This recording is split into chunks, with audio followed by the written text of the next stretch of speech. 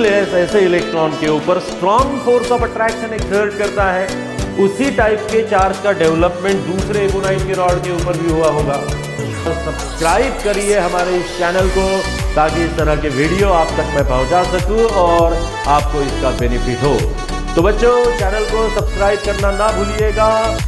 तो sales of माइलेटस इन्होंने 12वीं सदी में ग्रीक में ये खोज की थी कि एबोनाइट का रॉड अगर हम वुल के ऊपर रब करेंगे तो ये एबोनाइट का रॉड कागज के छोटे छोटे टुकड़ों को खुद की तरफ अट्रैक्ट करने में सक्षम हो जाता है। या फिर ग्लास का रॉड जो है वो सिल्क के ऊपर अगर हम रब करेंगे तो रब करने के बाद में ये ग्लास का रॉड भी कागज के छोटे छोटे टुकड़ों को खुद की तरफ अट्रैक्ट करने में सक्षम हो जाता है।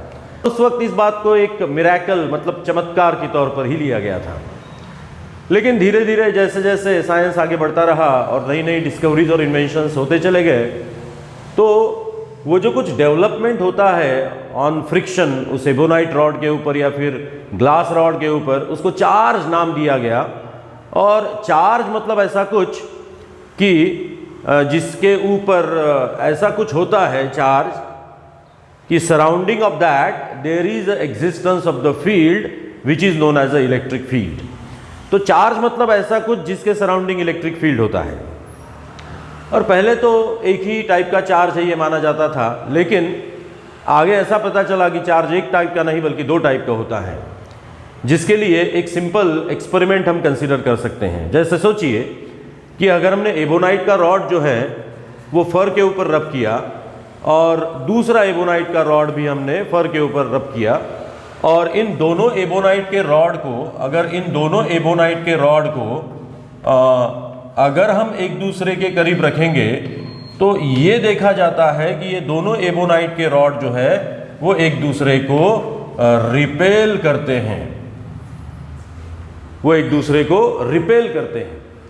अब उसी तरह से अगर हमने दो ग्लास के रॉड ले लिए और दोनों ग्लास के रॉड को अगर हमने सिल्क के ऊपर रब किया और दोनों ग्लास रॉड को अगर हमने सिल्क के ऊपर रब करने के बाद में अगर एक दूसरे के करीब रखा, तो just like the ebonite rod ये दोनों ग्लास के रॉड भी एक दूसरे को रिपेल ही करते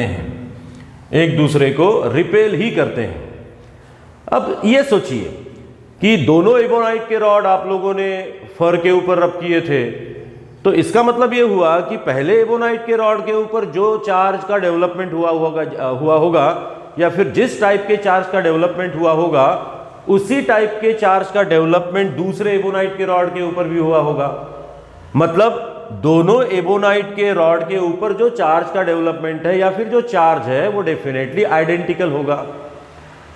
अब ये दोनों आइडेंटिकल टाइप के चार्जेस जब हम एक दूसरे के पास रखते हैं तो वो एक दूसरे को रिपेल करते हैं। अब ग्लास रॉड के बारे में सोचिए, दोनों ग्लास रॉड को आप लोगों ने सिल्क के ऊपर रब किया था और सिल्क के ऊपर रब करने के बाद में दोनों ग्लास के ही रॉड है, दोनों को सिल्क के ऊपर रब किया है, तो इसी वजह से दोनों ग्लास रॉड के ऊपर जिस चार्ज का डेवलपमेंट हुआ है वो चार्ज डेफिनेटली आइडेंटिकल होंगे। यही कंफर्मेशन इसमें से हमको मिलता है। और फिर इसके ऊपर से हम ये कंक्लूजन कर सकते हैं कि आइडेंटिकल मतलब सिमिलर चार्जेस जो है वो एक दूसरे को रिपेल करते हैं। अब ये सोचिए कि एक एबोनाइट का रॉड आप लोगों ने लिया और दूसरा ग्लास का रॉड आप लोगों ने लिया, और एक एबोनाइट के रॉड को आप लोगों ने फर के ऊपर रब किया, मतलब वुलन के ऊपर, और दूसरे ग्लास रॉड को आप लोगों ने सिल्क के ऊपर रब किया और दोनों को एक दूसरे के पास रखा। अब चार्जेस अगर आइडेंटिकल होते, हमको ये पता है, प्रीवियसली हमने ये देखा है कि इन दोनों एबोनाइट रॉड के ऊपर आइडेंटिकल मतलब सेम टाइप के चार्जेस हैं, इन दोनों ग्लास के ऊपर आइडेंटिकल मतलब सेम टाइप के चार्जेस हैं। अब जिस टाइप का चार्ज एबोनाइट के ऊपर है उसी टाइप का चार्ज अगर ग्लास रॉड के ऊपर होता, तो according to this identical charges, similar charges एक दूसरे को रिपेल करते हैं। तो ग्लास और एबोनाइट इन दोनों के ऊपर अगर सिमिलर चार्ज होता तो ग्लास और एबोनाइट इन दोनों ने भी एक दूसरे को रिपेल करना चाहिए था। लेकिन डिस्पाइट ऑफ दैट एबोनाइट और ग्लास रॉड इन दोनों ने एक दूसरे को अपनी तरफ अट्रैक्ट किया। और फिर यहीं पर पता चला कि एबोनाइट के ऊपर आइडेंटिकल चार्जेस हैं, ग्लास के ऊपर आइडेंटिकल चार्जेस हैं, लेकिन एबोनाइट और ग्लास के ऊपर आइडेंटिकल चार्जेस नहीं हैं, क्योंकि वो एक दूसरे को रिपेल नहीं करते। क्योंकि यहाँ पर ये कंफर्म हुआ था कि आइडेंटिकल चार्जेस जो है वो सिमिलर चार्जेस जो है वो एक दूसरे को रिपेल करते हैं, और इसीलिए ग्लास और एबोनाइट रॉड के ऊपर अगर चार्ज आइडेंटिकल होते, सिमिलर होते, तो वो भी एक दूसरे को रिपेल करते, लेकिन उन्होंने एक दूसरे को अट्रैक्ट किया। और यहीं पर पता चला कि जिस टाइप का चार्ज एबोनाइट रॉड के ऊपर है उस टाइप का चार्ज ग्लास रॉड के ऊपर नहीं है। ग्लास रॉड के ऊपर जो चार्ज है वो एबोनाइट के ऊपर जो चार्ज है इससे कुछ डिफरेंट है। और फिर यहीं पर पॉजिटिव और निगेटिव ऐसे चार्जेस का क्लासिफिकेशन कर दिया गया। तो ग्लास रॉड के ऊपर जो चार्ज होता है उसको पॉजिटिव माना गया, और एबोनाइट रॉड के ऊपर जो चार्ज होता है उसको निगेटिव माना गया। आगे की कहानी आप लोगों को पता है कि आगे एटम की खोज हुई, और ये माना गया कि इस दुनिया की हर चीज़ बिल्कुल छोटे छोटे आइडेंटिकल पार्टिकल्स से बनी होती है, और जिसको हम एटम कहते हैं। और आगे एटम के अंदर भी कुछ फंडामेंटल पार्टिकल्स होते हैं, ये भी खोज हुई। आप जानते हैं, याद होगा आप लोगों को, नाम सुने होंगे आप लोगों ने, रुदरफोर्ड और नील बोहर। और आप लोगों को पता है कि नील बोहर ने फिर एटम का जो स्ट्रक्चर है उसको सक्सेसफुली एक्सप्लेन किया था अपने 3 पोस्टुलेट्स के ऊपर से। और उन्होंने बताया था कि एटम में दोनों टाइप के चार्जेस होते हैं, प्रोटॉन के ऊपर पॉजिटिव और इलेक्ट्रॉन के ऊपर निगेटिव। प्रोटॉन जो है वो सेंट्रल कोर पार्ट में होता है, न्यूक्लियस में, एटम के सेंट्रल कोर पार्ट में न्यूट्रॉन्स के साथ। और इन प्रोटॉन न्यूट्रॉन से बना हुआ जो न्यूक्लियस होता है, इस न्यूक्लियस के सराउंडिंग इलेक्ट्रॉन जो है, जिनके ऊपर हम निगेटिव चार्ज मानते हैं, वो सर्कुलर मोशन परफॉर्म करते हैं। और ये सर्कुलर मोशन इसीलिए पॉसिबल है कि न्यूक्लियस के ऊपर जो पॉजिटिव चार्ज है वो इलेक्ट्रॉन के ऊपर के निगेटिव चार्ज को अपनी तरफ अट्रैक्ट करता है, जैसे कि ग्लास रॉड ने एबोनाइट रॉड को और एबोनाइट रॉड ने ग्लास रॉड को अट्रैक्ट किया था। और फिर ये जो अट्रैक्शन होता है, electrostatic force of attraction between the electron and the nucleus, यही सेंट्रीपीटल फोर्स का काम करता है, जिसकी वजह से इलेक्ट्रॉन जो है वो न्यूक्लियस के सराउंडिंग अपनी सर्कुलर मोशन को परफॉर्म करते हैं। तो चलो, अब हमको ये पता है, आज हमको ये पता है कि 2 टाइप के चार्जेस होते हैं, पॉजिटिव और निगेटिव। और बेसिकली निगेटिव चार्ज जो है वो निगेटिव चार्ज इलेक्ट्रॉन के ऊपर प्रेजेंट होता है, और पॉजिटिव चार्ज जो है वो प्रोटॉन के ऊपर प्रेजेंट होता है। इसके बाद में चार्ज को एस्टिमेट भी किया गया, और आप लोगों को पता है कि एक इलेक्ट्रॉन के ऊपर जो निगेटिव चार्ज होता है उसकी क्वांटिटी होती है 1.6 into 10 to the power -19 coulomb. 1.6 into 10 to the power -19 coulomb. और जितनी quantity of the negative charge electron के ऊपर होती है, उतनी ही quantity of the positive charge जो है वो प्रोटॉन के ऊपर होती है। और आप लोग ये भी जानते हैं कि चार्ज जो है वो क्वांटाइज्ड होता है। क्वांटाइज्ड होता है मतलब हमको अगर क्वांटिटी ऑफ द चार्ज लेनी है तो वो हम in terms of the number of electrons ही ले सकते हैं। मतलब कहने का सिंपली मतलब ये कि एक तो हमको 1 इलेक्ट्रॉन लेना पड़ेगा, या 2 लेने पड़ेंगे, या 3 लेने पड़ेंगे, या 4 लेने पड़ेंगे। इंटीजरल मल्टीपल ऑफ द इलेक्ट्रॉन्स हमको लेने पड़ेंगे, हम आधा इलेक्ट्रॉन नहीं ले सकते।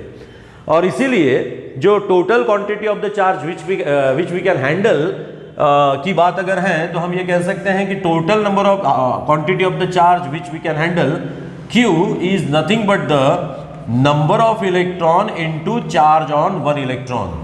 मतलब एक तो हम 1 इलेक्ट्रॉन के ऊपर का, या 2 इलेक्ट्रॉन के ऊपर का, या 3, 4, 5, 6, 7, 8, मतलब integral multiple of the charge on electron can be taken, और इसी को हम कहते हैं चार्ज क्वांटाइजेशन। और अगर हमको फिर total charge is equals to total number of the electron into charge on 1 electron, तो इसके ऊपर से हम particular quantity of the charge में कितने इलेक्ट्रॉन होंगे ये भी फाइंड आउट कर सकते हैं, जिसके लिए ये n यहीं पर रख के हमको E को इधर लाना पड़ेगा। तो therefore we can write n is equals to Q upon E। Classify किया जाता है, आप जानते हैं, एक होता है कंडक्टर, दूसरा होता है इंसुलेटर।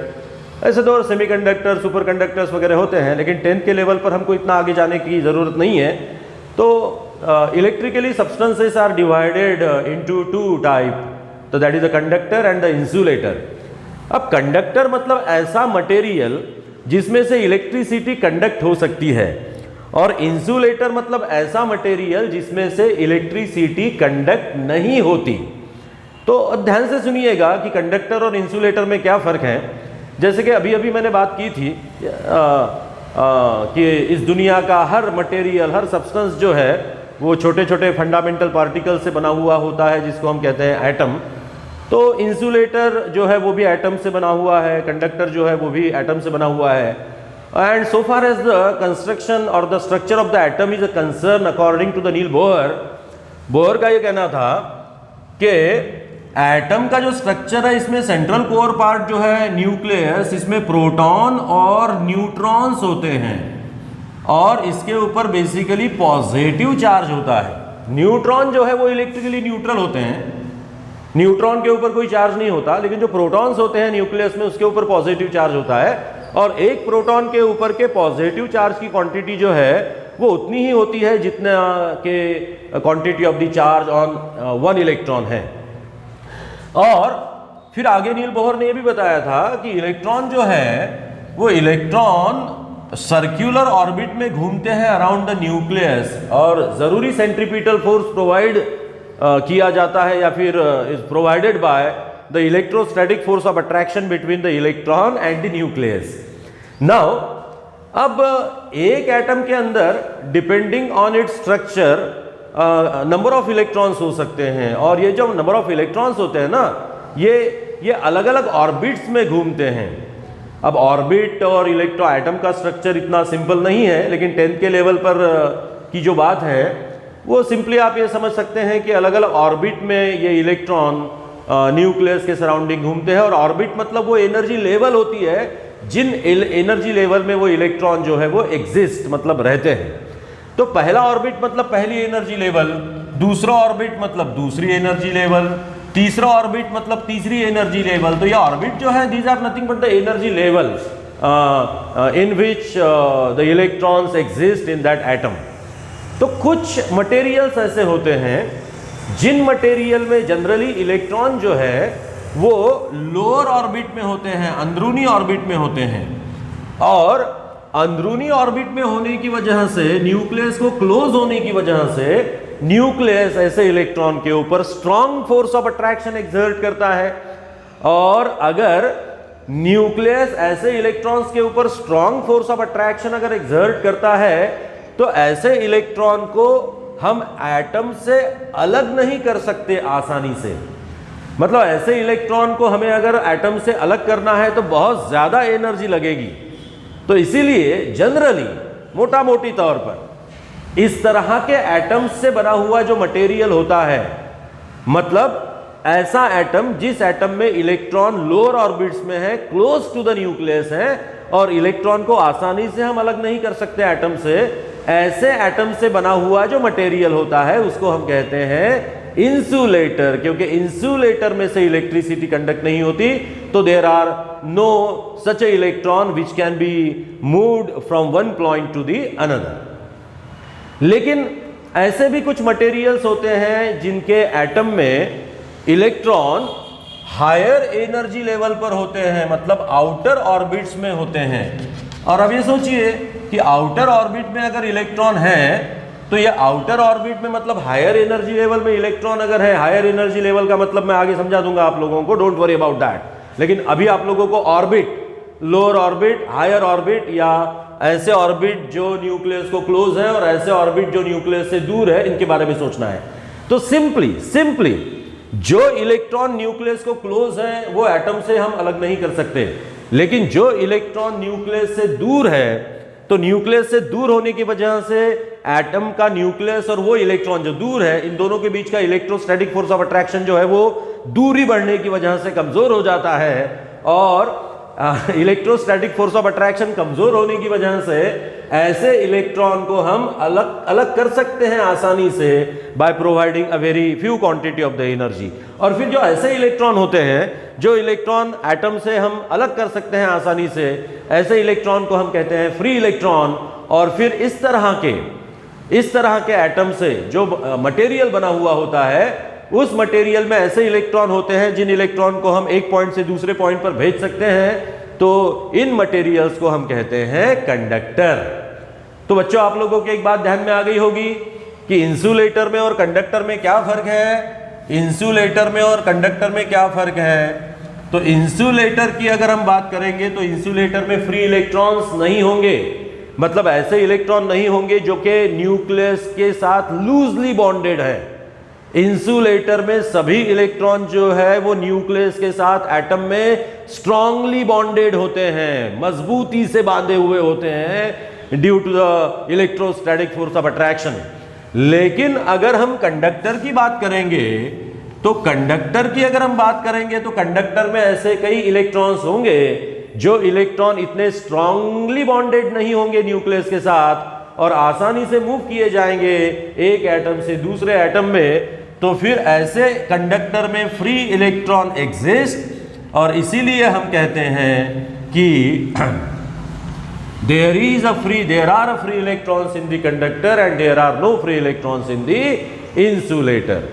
तो इसीलिए इंसुलेटर में से इलेक्ट्रिसिटी कंडक्ट नहीं की जा सकती, बल्कि कंडक्टर में से इलेक्ट्रिसिटी को कंडक्ट किया जा सकता है। और we are learning about the electricity, current electricity, तो इसीलिए अब हमको इसके आगे इंसुलेटर को नहीं बल्कि कंडक्टर को ही कंसीडर करना है।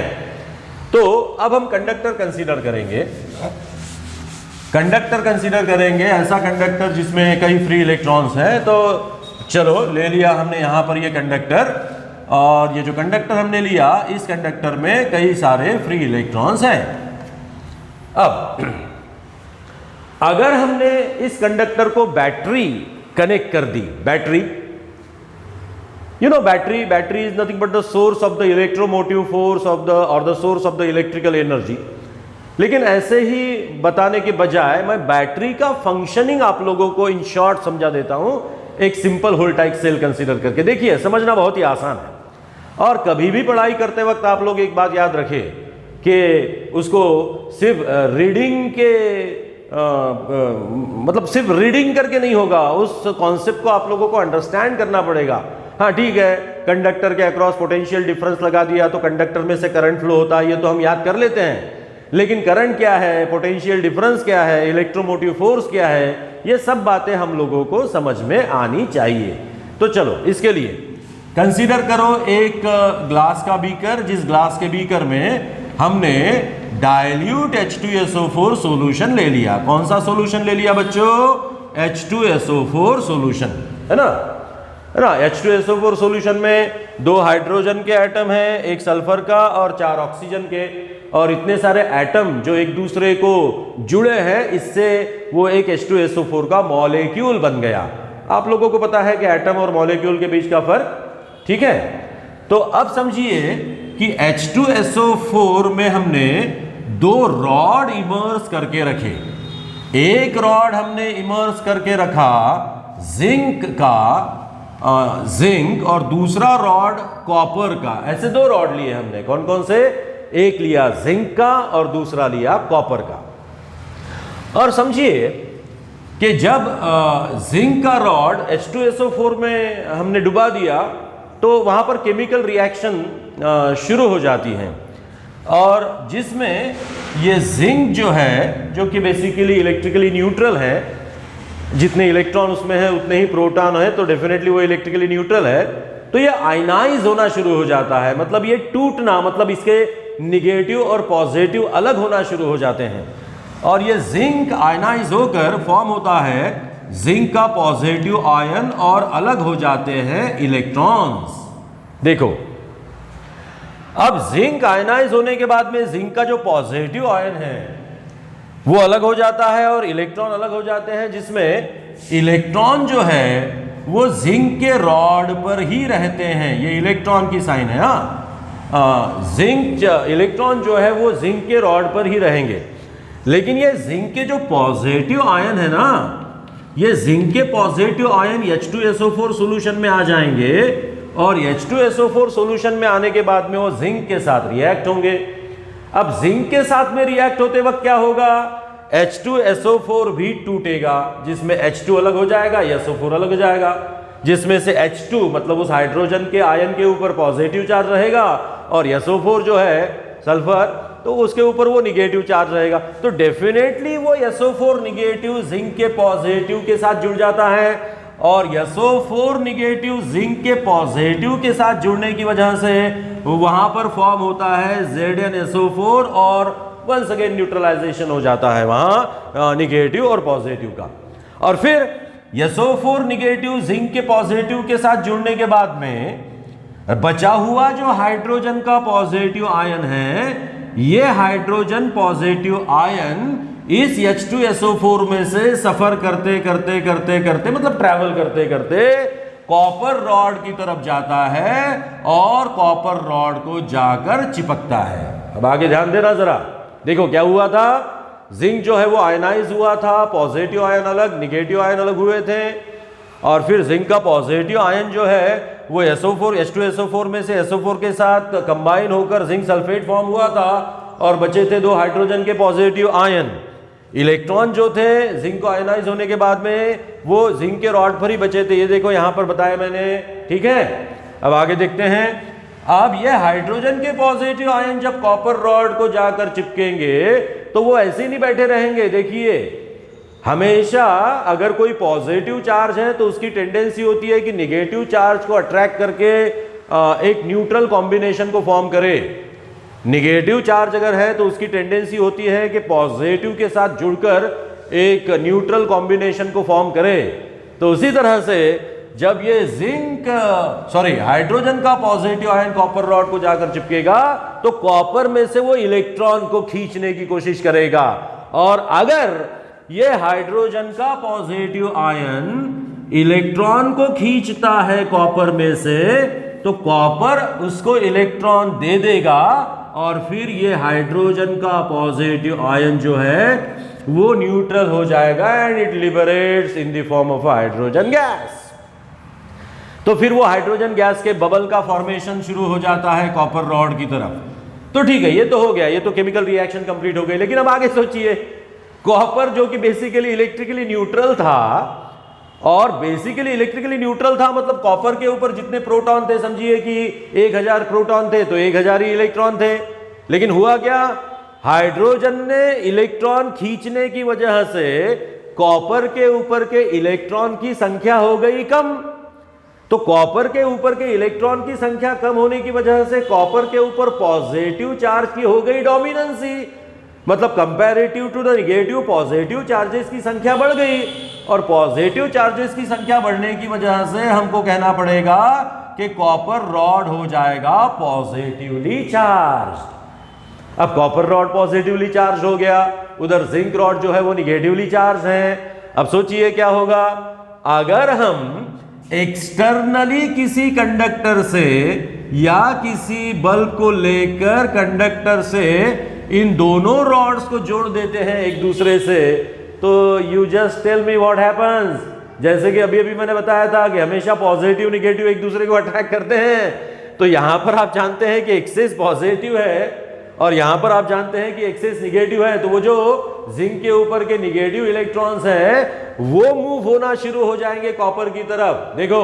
हमेशा इलेक्ट्रॉन मूव होते हैं, प्रोटॉन मूव नहीं होता, बिकॉज प्रोटॉन जो है वो न्यूक्लियस के अंदर बांधा हुआ होता है, बंद होता है और वो इलेक्ट्रॉन को अपनी तरफ खींचता है, क्योंकि इलेक्ट्रॉन जो है वो न्यूक्लियस के कंपैरेटिव हल्का होता है मास में। तो इसीलिए ये इलेक्ट्रॉन जो है न्यूक्लियस के कंपैरेटिव हल्का होता है और इसीलिए वो इलेक्ट्रॉन खींचा जाएगा इस कंडक्टर के थ्रू फिलामेंट में से कॉपर रॉड की तरफ और फिर कंटिन्यूअस फ्लो शुरू हो जाएगा जिंक रॉड से कॉपर रॉड की तरफ, जिंक रॉड से कॉपर रॉड की तरफ, जिंक रॉड से कॉपर रॉड की तरफ। और हम कहेंगे zinc act as a negative and copper act as a positive. तो कॉपर जो है वो जिंक में से निगेटिवली चार्ज इलेक्ट्रॉन को अपनी तरफ अट्रैक्ट करना शुरू कर देगा और इलेक्ट्रॉन का फ्लो जो है वो शुरू हो जाएगा। समझ में आया? अब सोचिए कि ऐसी ही कोई बैटरी जिसमें एक जिंक रॉड है, कॉपर रॉड है, अगर इस कंडक्टर को आप जोड़ देते हैं, जिसका ये सिंबल मैंने यहां पर निकाला है, देखो ये बैटरी का सिंबल है जिसमें दो पैरेलल लाइन शो की जाती है, एक लॉन्ग दूसरी शॉर्ट। लॉन्गर जो है उसको पॉजिटिव कहते हैं, शॉर्टर जो है वो उसको निगेटिव कहते हैं। अब सिंपली यहां पर ये शॉर्टर जो है वो जिंक को रिप्रेजेंट करती है और लॉन्गर जो है वो कॉपर को रिप्रेजेंट करती है। अब क्या होगा, अब ये कॉपर का जो रॉड है इस बैटरी के अंदर का, इसको चाहिए इलेक्ट्रॉन टू गेट न्यूट्रलाइज। अब इस पॉजिटिव चार्ज को अगर इलेक्ट्रॉन चाहिए टू गेट न्यूट्रलाइज, तो फिर ये देखेगा कि कहां से मुझे इलेक्ट्रॉन मिल सकते हैं। तो ऑफ कोर्स जिंक के पास एक्सेसिव इलेक्ट्रॉन है, ज्यादा के इलेक्ट्रॉन है, तो ये ज्यादा के इलेक्ट्रॉन जो है वो इलेक्ट्रॉन ये कॉपर रॉड अट्रैक्ट करने लगेगा, तो फिर इलेक्ट्रॉन निकलेगा जिंक रॉड में से, मतलब बैटरी के निगेटिव टर्मिनल में से, और हमारे कंडक्टर के थ्रू होते हुए चला जाएगा बैटरी के पॉजिटिव टर्मिनल में, और इसी तरह से जो फिर आगे बहता रहेगा उसी को हम कहते हैं इलेक्ट्रिक करंट।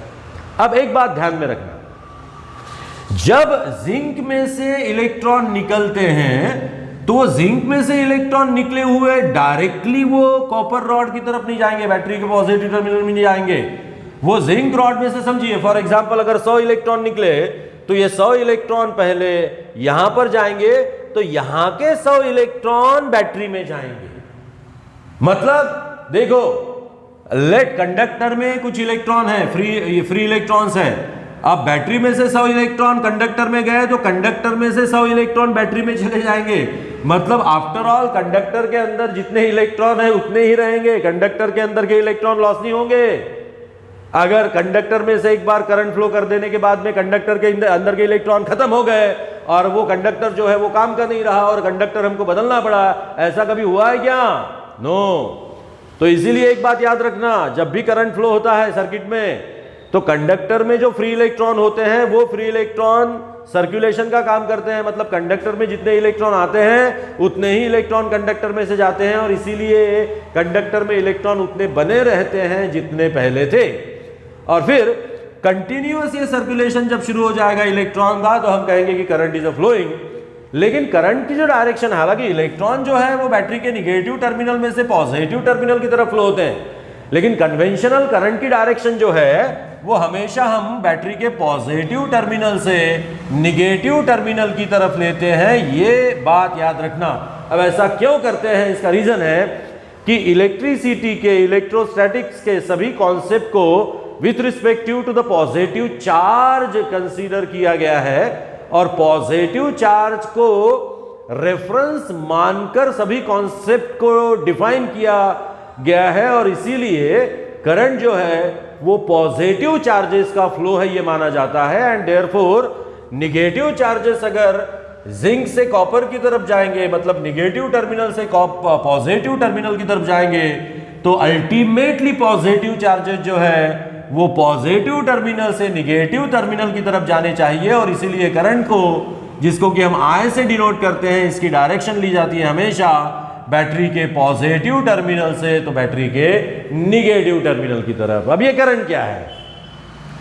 अब कंडक्टर में से जब ये करंट फ्लो होगा तो कंडक्टर के किसी भी क्रॉस सेक्शन में से particular quantity of the charge cross होगी in a particular duration of the time. अब फॉर एग्जांपल, अब ये क्रॉस सेक्शन जो हमने कंसीडर किया, क्रॉस सेक्शन समझ में आता है ना? क्रॉस सेक्शन क्या है?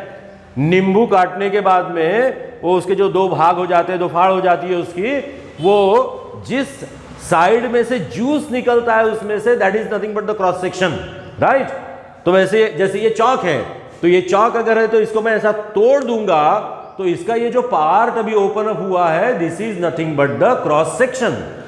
तो ऑफ कोर्स कंडक्टर के क्रॉस सेक्शन में से जो चार्ज फ्लो हो रहा है, let's say total quantity of the charge is flowing or the crossing through that cross section is nothing but the 100 coulomb. आप जानते हैं कि चार्ज का डिफाइन यूनिट हमने डिफाइन किया था कूलम, और ये 100 कूलम चार्ज फ्लो होने के लिए टाइम लगा, समझिए कुछ 5 सेकंड। अब 5 सेकंड में 100 कूलम इतना चार्ज क्रॉस हुआ, तो 1 सेकंड में कितना चार्ज क्रॉस होगा? 20 कूलम। तो ऑफ कोर्स हम कहेंगे 20 कूलम पर second is equals to 100 coulomb के हमको 5 इक्वल पार्ट करने पड़ेंगे।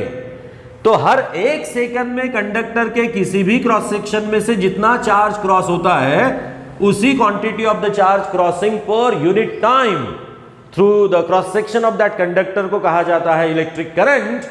और इस इलेक्ट्रिक करंट को हम कहेंगे, डिनोट करेंगे I से। तो इसीलिए इलेक्ट्रिक करंट का फार्मूला बनेगा current is equals to 100 coulomb मतलब था चार्ज, डिवाइडेड बाय 5 सेकंड मतलब था टाइम।